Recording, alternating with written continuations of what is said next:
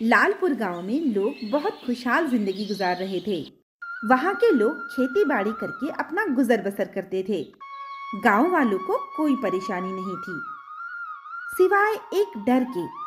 गांव से कुछ दूर नदी के बीचों बीच एक खौफनाक गुफा थी। गांव वालों में से जब भी कोई उस गुफा में गया, वो जिंदा वापस नहीं आया। गांव वालों के मुताबिक वो एक खूनी नदी थी, जो न जाने कितने लोगों का खून पी चुकी थी। अब डर के मारे कोई वहां जाने की हिम्मत नहीं करता था। उसी गांव में राजू और मोहन दो दोस्त रहते थे। दोनों दोस्त मिलके खेतों में खेती बाड़ी करते थे। उन दोनों में बहुत पक्की दोस्ती थी। लेकिन राजू एक बहुत ही लालची किसान था, जबकि मोहन बहुत ही नेक और सबका ख्याल रखने वाला था। एक दिन उनके गांव में मेला लगा। राजू अपने दोस्त मोहन से कहता है, मोहन मोहन, अरे गांव में मेला लगा है, आओ हम वहां घूम कर आते हैं। कुछ खाएंगे पिएंगे और बहुत मजे करेंगे। अगले दिन दोनों मेला देखने निकल जाते हैं और मेला देखते देखते कब शाम हो गई उन्हें पता ही नहीं चला। अरे राजू, देख कितना अंधेरा हो गया, चल चल जल्दी वापस चल, माँ गुस्सा होगी। अरे मोहन, रुक ना और 10 मिनट, चलते हैं। मैं ये बर्फ का गोला तो खा लूं, हम टाइम पे घर पहुंच जाएंगे। ये कहते हुए राजू गोला बनवाने लगा और यूं शाम से रात हो गई और फिर दोनों दोस्त घर की तरफ चल पड़े। राजू और मोहन चलते चलते खूनी नदी के पास से गुजर रहे थे। अरे मोहन, देखो ये खूनी नदी की गुफा से कितनी तेज रोशनी आ रही है, चल अंदर चलकर देखते हैं। नहीं नहीं राजू, मुझे नहीं जाना। क्या तुमने सुना नहीं कि इस गुफा में जो भी गया वो वापस नहीं आया? अरे तुम कितने डरपोक हो, वो सब हमारे बड़े बुजुर्गों के किस्से हैं, इन बातों में कोई सच्चाई नहीं है। आओ हम अंदर जाकर देखते हैं, इसमें डरने की क्या बात है। और मैं हूं ना तुम्हारे साथ, बस देखकर वापस आ जाएंगे। दोनों दोस्त नदी पार करके उस खौफनाक गुफा में चले जाते हैं। थोड़ी दूर जाके उनके सामने एक बड़ा सा काला साया आता है और वो उनसे कहता है, अरे बच्चों, तुम कहाँ जा रहे हो? राजू और मोहन दोनों चौंक गए और फिर डरते हुए राजू बोला, हम गुफा के अंदर जा रहे थे, ये देखने कि अंदर क्या है।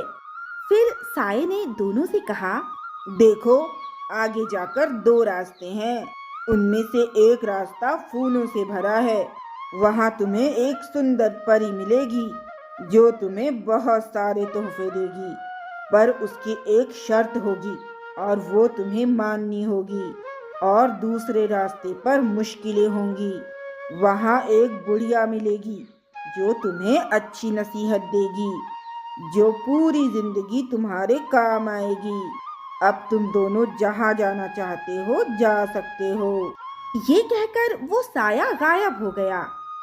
हम बुढ़िया वाले रास्ते पर चलते हैं। नहीं, मुझे परी वाले रास्ते पर जाना है और वहाँ पर हमें तोहफे भी तो मिलेंगे। चलो चलते हैं। नहीं, मुझे बुढ़िया वाले रास्ते पर जाना है। तुम उस तरफ जाओ, लेकिन मैं इस बुढ़िया वाले रास्ते पर ही जाऊंगा। पर 5 मिनट में दोनों वापस यहीं आ जाएंगे और यहीं मिलेंगे। अब वो दोनों गुफा से निकलने वाले 2 अलग अलग रास्तों पर चल पड़ते हैं। मोहन ने मुश्किल से रास्ता पार किया, क्योंकि रास्ता कांटों और पुरानी झाड़ियों से भरा हुआ था। चलते चलते वो एक पुराने घर के आगे आकर रुका, जहाँ बुढ़िया रहती थी। वो अंदर गया और उसने देखा कि वहाँ चारपाई पर एक बूढ़ी अम्मा बैठी है। क्या हुआ अम्मा, आपकी तबीयत ठीक तो है ना? क्या मैं आपकी कोई मदद कर सकता हूँ? अगर आपको कुछ चाहिए तो मैं ला देता हूँ। हाँ बेटा, मुझे पानी पिला दो। मोहन ने अम्मा को मटके से पानी भरकर दिया। फिर उसने देखा कि वहाँ पर बहुत गंदगी हो रही थी। उसने घर की अच्छे से साफ सफाई कर दी और फिर उस बूढ़ी अम्मा के लिए दरख्त से फल तोड़कर वहाँ रख दिया। ये सब देखकर बूढ़ी अम्मा बहुत खुश हुई और बोली, बेटा तुम कितने अच्छे और नेक हो, दूसरों की मदद करने वाले हो। मैं तुम्हें एक नसीहत करती हूँ, जिंदगी में हमेशा अच्छे काम करना और लालच से दूर रहना। जी अम्मा, मैं आपकी बात हमेशा याद रखूंगा। अब मैं चलता हूँ। रुको बेटा, ये कुछ तोहफा है, तुम इसे ले जाओ। ये कहते हुए बुढ़िया ने अपने तकिए के नीचे से एक जादुई छड़ी निकाली और कुछ मंत्र पढ़कर फूका, तो वहां पर बहुत किस्म किस्म के तोहफे आ गए। बहुत शुक्रिया अम्मा, अब मैं चलता हूँ। दूसरी तरफ राजू जिस रास्ते पर गया था, वहां उसे सुंदर सुंदर फूल नजर आए। हर तरफ एक जादुई दुनिया के मंजर थे।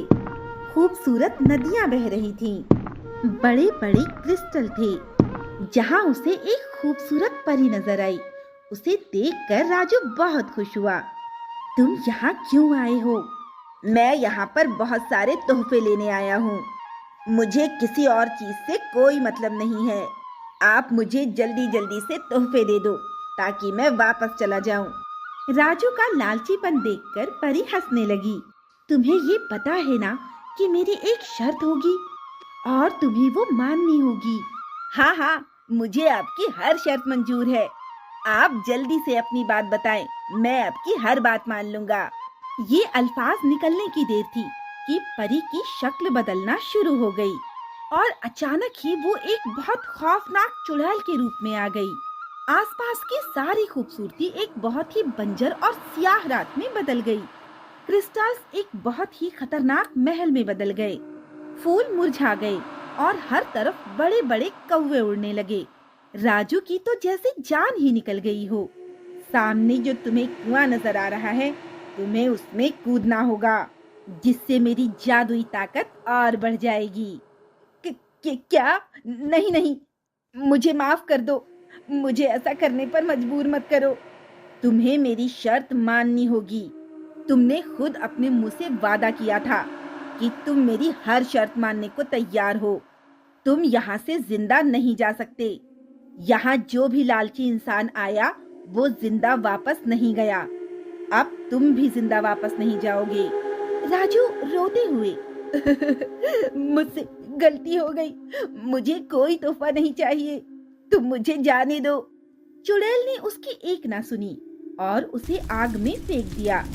मोहन जब खुशी खुशी गुफा से बाहर आया तो राजू का इंतजार करने लगा। वो तोहफे लेकर बहुत खुश था। वो सोच रहा था कि जब राजू आएगा तो उसे अपनी सब चीजें दिखाऊंगा।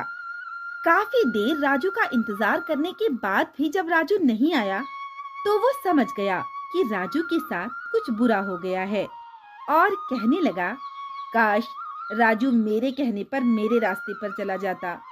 उसे अपनी जान से हाथ नहीं धोना पड़ता। काश उसने लालच ना किया होता तो आज वो भी खुशी खुशी घर वापस जाता। तो दोस्तों, कैसी लगी आपको हमारी कहानी? अगर पसंद आई हो तो लाइक, शेयर एंड सब्सक्राइब करना ना भूलें और ऐसी ही दिलचस्प कहानियाँ देखने के लिए बने रहें हमारे चैनल।